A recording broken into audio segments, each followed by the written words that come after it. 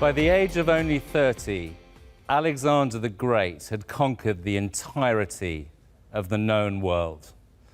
And on today's Trailblazers, we discuss market expansion. Are our guests like Alexander the Great, or do they prefer to stay at home and stick to the knitting? We're going to find out. And joining us today is Vishal from Madison World, Rakesh from Livpure, Amit from Soulflower, Pratik from Mahindra Holidays and Resorts, and finally Satinder from BirlaSoft. Gentlemen, welcome to Trailblazers. Now I'm going to call our first guest up, Vishal from Madison World, to get the debate going. Vishal, you're a fantastic place to start in the sense that, on the one hand, your business is called Madison World. And on the other hand, famously, Madison World is exclusively focused on India. Why are you just focused on India and not the world? Well, the term world is because of the kind of areas and specialties and expertise that we've built into other marketing areas. We've been an independent agency, largely local, and we believe that's an advantage for the kind of nuances that we sort of understand the market much better. So I think it's an advantage, and we'd love to call it world, but we're local for vocal. But India is vast. How do you even begin to be local in a country this big? When you talk about India as a market, I mean, that's massive growth. And there is a huge scope of expansion in India itself. So well, let's get into the nitty-gritty of this, Vishal. So Madison is client-focused, right? So you're in the business of enabling your clients to expand. What is it about you that innately makes you able to do that as an agency? It's more important for any marketer, any media person to really understand the market in a better way before really being an advocate to the clients of really expanding the business right now. I think to my mind, the better you know your own markets, the better you can come with a solve.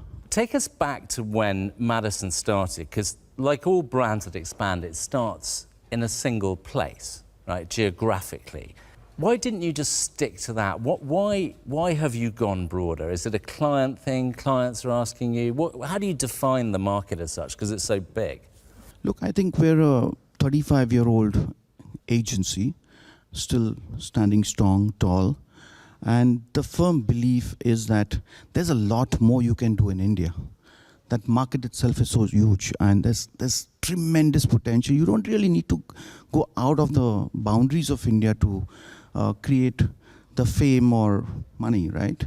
There's a lot you can do here. I mean, we're talking about a massive size. Today, when you look at India as a market per se, I think we're one of the best economies. We're hitting a great economy, a GDP of about 6.7. Looks like it could be even getting better next year. Let's go back to your clients, because that's the motherlode of right. Madison, clearly, Vishal. Is there something, when you think about identity, where you're finding that your Indian clients are innately very interested in having an Indian agency? Of course that happens. Yeah, so a lot of our clients are Indian clients. It's not that we don't have MNC clients, but I think for the kind of work that we've done, we probably have more Indian clients, I would say. If you take NRIs as a community, yeah, they're winners all around the world in every sector. 25% of NASA, 50% of the established headcount globally of Microsoft. Are Indians better understanding the new domains? Absolutely, yes. I mean, given a chance, people would love to go to abroad, many of the global markets. But I think that maybe in the coming years, probably the trend will change, and the same NRIs may want to come back to India. Well, that's right. There's a bounce back theory. Well, when that starts to happen, Vishal, we'll get you back on the show. You've been a fantastic guest. Thank you so much for your time and insights. Thanks, Jasper. Our next guest is Rakesh from Livpure. Rakesh, welcome to the show. Thank you so much, Jasper. When you think about market expansion, of course, it's not just a marketing topic, is it? It's a big business topic. Absolutely. And talk to us a bit about, because Livpure, or the many other brands you've worked with, may have this or that identity, this or that brand ingredients. But you have a very interesting thought process around business models and how innate that is to expansion. Talk to us a bit about that, Rakesh. So we at Livpure have been an 11-year-old brand and been primarily into water purification. We know water is a big issue in India. We felt that the water purifiers as a product, the penetration in the market is hovering around 3 to 5% as such. And here we found that how do we expand the market? How do we democratize drinking of purified water across millions of Indians which they don't have access? And we went deeper and did a lot of consumer insightings as such. And we saw that typically a water purifier costs you between 12,000 to 18,000 Indian rupees. And after every 1 year, you got to pay 4,000 to 6,000 rupees in order to maintain that water purifiers, because the filters go bad, depending on the quality of the water, depending on where you stay, because India, again, has got various quality of water across the states. So we thought, the consumer had a big problem while they bought a product, and after every 1 year, they're going to pay 1/3 of the product cost back into the annual maintenance contract, and have all the pains of, calling the technician, he coming there, addressing the problem, changing the filters. So while companies made revenues out of it, based on the service needs of the consumers of the water purifiers, we felt there was an unmet need. We felt that the consumers we needed to expand the cohort. We needed to democratize water purification as such. So we thought of, and we did a lot of consumer insights, and we felt these are the pain points which needs to be addressed. And we came up with a unique, what we call the subscription model. And today we actually built a very strong tech stack around it, invested millions into building a very consumer-friendly tech stack, whereby which consumer does not have to own a machine. He does not have to own a machine. All he has to do is to have a subscription, which can range from 3 to 12 months and even more. And all he needs to is, we address these consumers through digital marketing and other avenues of marketing where we reach out to these consumers. And, we go and, install the water purifier at his place. And so absolutely, he does not have to worry about anything. He or she doesn't have to worry about anything. These are IoT machines. Whenever the filter goes bad, we get a prompt on our server. The engineer calls up, does an outbound calling, calls the consumer. That, okay, can I come and, get your filter changed? He says, okay, please come in. And we get the filters changed. So for 3 years and years on, he doesn't have to worry about any acquisition cost. He doesn't have to worry about any maintenance contract as such. So it's zero maintenance, zero cost. I mean, you've been in Philips, Whirlpool, tons of businesses. Is there something about Livpure that's it's almost like a new type of business? Because before we had white goods, right? Or we had a service contract. Is part of your thinking around expansion that actually you're kind of a new category of brand and business, right? I think the world has changed quite a bit, particularly India also post-COVID. I think the holiness around the brands and the category extensions, which used to be a big debate earlier, is no longer the debate. Now the new age consumer, the millennials are looking at the deliveries. They're looking at how brilliant the brand is teaching you, or how brand is treating you at the end of the delivery time, the post-sales experience. So I think towards that, I think the brands are no longer halos. It's about experience, what you give them. Do you have a sense of why one brand or agency or media agency is better at market expansion than another? Is it a kind of ethos thing? Is it a technical thing? I think, if you go for the pre-COVID times, distribution was a big leverage in India. Today you talked about India is having around 17,000 pin codes across the country. And earlier distribution used to be the holy grail of brands. Brands who've been invested in distribution marketing for several years used to be the brands where no other could get entry into. But post-COVID and even before COVID, the digital economy took over that. And today you can address your 17,000 pin codes through e-commerce as well. Because e-commerce has become a substantial part of your business to the level of even 30 to 35%. So distribution is no longer the weapon which you used to have in the earlier time. So it's smart marketing, it's focused marketing, it's reaching out to the consumer through this digital landscape and giving your entire profile of your products which you have to a consumer cohort at a much faster pace, and of course at an optimized cost too. Well, you've been a fantastic guest, Rakesh. Thank you so much for coming on. Thank you so much for having me. And now we're joined by Amit at the helm of Soulflower. Amit, welcome to Trailblazers. Thank you. Thank you, Jasper. I've got two.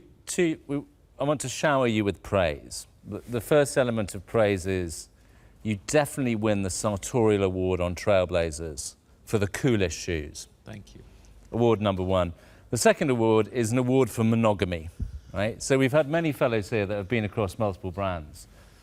You're a one-brand man, right? Yes. So in the world of Tinder, I always say, in world of Tinder, it's very odd to be in the monogamy relationship. Let's get into Soulflower. So, market expansion, right? I mean, that feels like going from Haryana to Noida to the Punjab or whatever. But I think you think about market expansion a bit differently, don't you? Yes. So there are three things about market expansion. One is geographical, second is behavioral, and third is cultural. I think one thing which we have been focusing very clearly now is behavioral. To give you a basic gist, people buy gifts, so we sell a lot of gifts. People buy gifts, but people really don't plan to buy gifts. It's very momentary. So changing that 2 days delivery to a 10-minute delivery of a gift, sitting here, you can order my gift in 10 minutes, it will be delivered to you in this office. I think that changed our game. That made our market much bigger and larger because people are not planned. And that is one market expansion. Second is cultural. We are a natural product company. So culturally, people who believe in nature are the one who come and they help us to expand our market. So I think this is how we look at market, besides the geographical markets where we are present. Amit, talk to us about that. 23 years. Do you know, I mean, I've been building a restaurant business in India for 10 years. It's nothing. Market expansion takes a lot of time and knowledge, right? Lot of time. I think it's also an inflection point. It's like a hockey. You keep on working. Nothing is happening, and one day everything just starts happening. And I think that is what I am seeing, like my own journey. I'll skip this 3 years.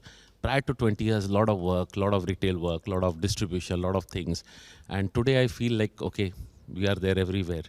It's not what I have done in last 3 years. It's actually that last 23 years, which my customer has helped me to build the business. But you must have had your fair share of setbacks on expansion.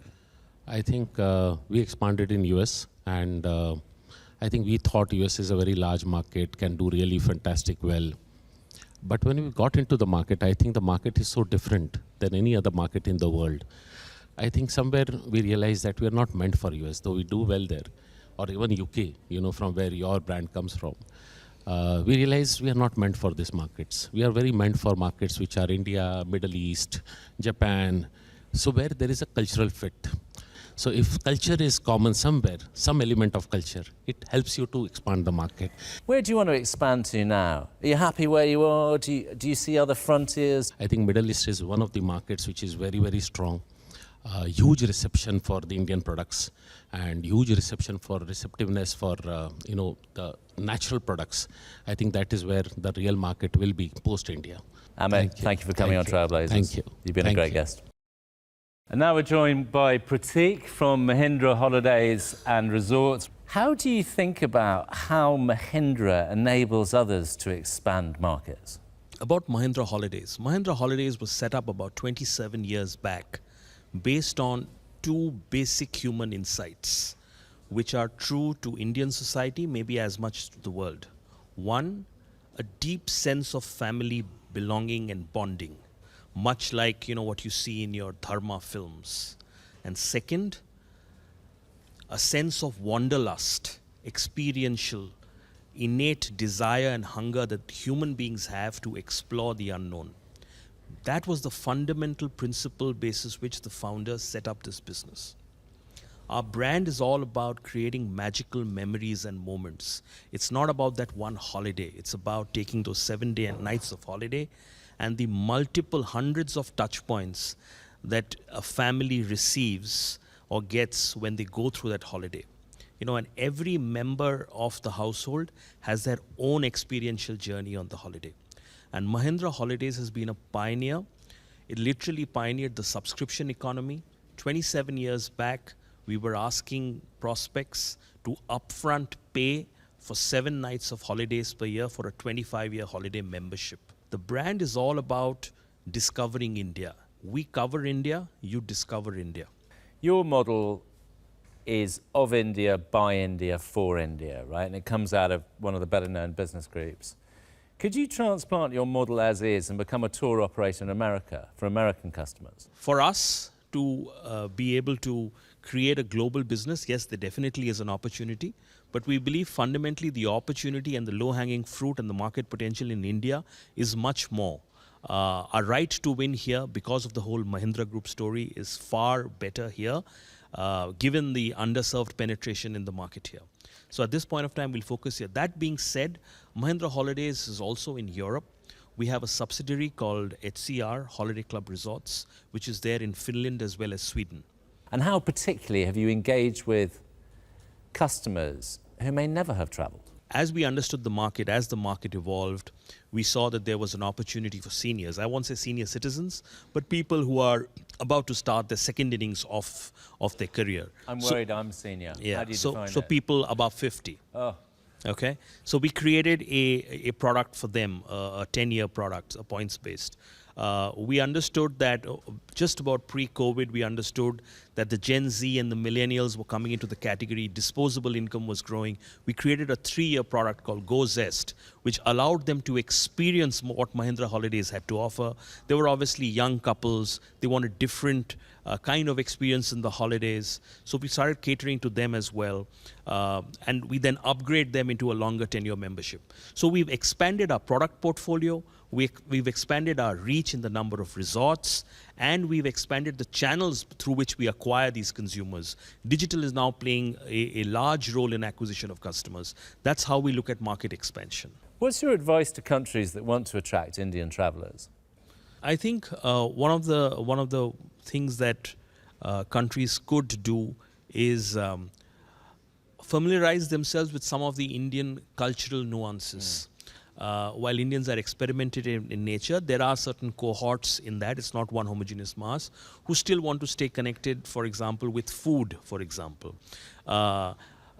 Understanding local culture, experiences about that particular country. So trying to sort of work with content companies here in India to sort of ensure that that country gets embedded in the Indian consciousness, that could be a way for global countries to sort of market in India. Pratik, you've been a fantastic guest. Thank you for coming on Trailblazers. Thank you so much, Jasper. And now we're joined by Satinder on Trailblazers. Satinder, get us going with one thing, because, I mean, you're a tech veteran, right? Currently heading up global marketing for BirlaSoft. The prejudice is that tech businesses, digital businesses, are very easy to expand. Right? So if you're Amit and you want to sell soap in Atlanta, that's a bit of a headache, right? Talk to us about how you think about expansion. Is it even geographical? Okay, so in our business, Jasper, brand expansion, I would pivot it on 3 pillars actually. Ours is probably one of the rare businesses where the raw material decides which brand to go for. So it's that brilliant technical engineer who decides that he or she is working for BirlaSoft or for some other brand. So they're the raw material. So they're the raw material because that's what, I mean, whatever we give to our clients is based on that expertise. So there has to be a brand expansion on that side. That's pillar number 1. Pillar number 2, we are an IT services company. We play with technology. So the brand expansion also has to happen with our, and you know, you don't provide technology standalone, it's an ecosystem. So how do you do the brand expansion in the ecosystem? Third, which is the most obvious, is the brand expansion within the client set. So for brand expansion in the technology domain where I come from, it's somewhat different than what your previous trailblazers have touched. Why does a young, bright, dynamic, expansion-minded engineer join you and not Mr. Narayan Murthy or anyone else? Yeah, so I think there are a couple of stuff, and good part is this changing. Post-COVID, we are changing. We are seeing a different change in the thought process, the mindset, what a young, technically brilliant mind wants before, you know, what it wanted for 10 years. I think it's the relevance and excitement. Those are the 2 things, right? Which motivate, which move these youngsters to pick up what they want. Because they run their careers now, don't they? Yeah, yeah. I mean, not just joining you for life. I mean, if they do, you're in good nick, but... Yeah, so I think that's what I said, that excitement and relevance, right? That builds the career. Now, within the excitement, there are a couple of things. The newer technologies that you work on, because if you are able to give the charm and the joy of working on newer technologies, right, that takes care of relevance as well, right? Because what technology was doing, or what kind of technology was prevalent 20 years back, now it's changed. To keep this youngster or to keep this technically brilliant mind continuously engaged, right? So that's the differentiator. When you look at the multiple tech firms you've been with, and take BirlaSoft, what is it particularly, what's this magic that they have that keeps people? What keeps them engaged, as I said, is the excitement of the problem. So at the heart, they are the problem. We are all actually the problem solvers. The bigger and the more complicated problem, the greater the joy. The adrenaline rush to crack the code or to come up with a fantastic application, right, which the client loves. If you solve one problem beautifully for the client, he comes back to you for the next problem and the next problem and the next problem. And even before you know, you are an important partner. How do you keep these clients, engaged? Because, you're expanding their markets. You're right. So I think the context frame is very, very important. So if you know where the client is headed to, because what you're developing for the client is not for today. It is one sliver of competitive advantage for the client for tomorrow. So if you can be in that context for the client, that what I'm doing is going to help him next 6 months or 12 months and is a source of competitive advantage. Even if it is faster payroll, I'm just taking something as basic as that, to creating a data lake which gives insights quicker, right? Both of these are at an equal competitive advantage level. So if you know that and you can align yourself with that, I think that is where it lies the key for your expansion in that client. Thank you so much for coming on Trailblazers. Thanks for having me here, Jasper. That's awesome. A million thanks to all our guests on Trailblazers. The last thing I take from this is that Alexander expanded, but he expanded because he had amazing people, and those people were amazingly motivated. I'm Jasper Reed, and you've been watching Trailblazers, a joint DMA Asia WION initiative. Thank you.